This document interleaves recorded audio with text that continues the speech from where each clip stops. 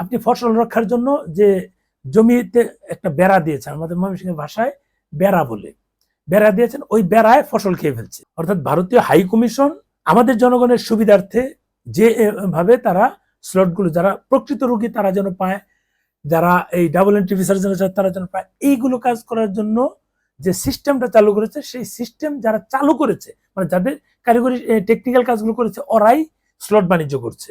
এগুলো হচ্ছে বিষয়। এটা ভারতীয় হাইকমিশনের কঠোর হওয়া দরকার, অথবা আগের মতো ওপেন করে দেওয়া দরকার। ভিসা সেন্টারে গিয়ে ঢাকা না দিল্লি স্লোগান দেওয়া, এগুলো তো আসলে একটা জায়গায় গিয়ে তো ঠিক না। তাদের তো জীবন আছে, তারা তো এটা ভয় পাওয়ারই কথা। কারণ বাংলাদেশে যেভাবে মব জাস্টিসের নামে বিচার বহির্ভূত হত্যাকাণ্ড ঘটিয়েছে, সেটা তো অকল্পনীয়। সেটা তো সবাই জানে, আমরা জানি, আপনারা জানেন, ভারতও জানে, বিভিন্ন দেশের মিডিয়াও জানে।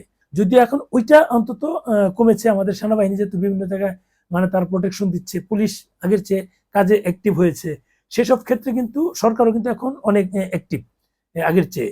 আমাদের সমস্যার জন্য যেহেতু ভারতীয় হাইকমিশন বিভিন্ন জেলায় তাদের ভিসা সেন্টার চালু করেছে, সেগুলো চালু করতে পারে। অনেক জায়গা থেকে লোকজন এসে ঢাকায় জমা দিচ্ছে, অনেক জায়গা থেকে অনেক লোকজনের আবেদনপত্র, যেমন চাঁদপুর, কুমিল্লা, ওইসব লোকজন চট্টগ্রাম নাকি ঢাকায় আসছে,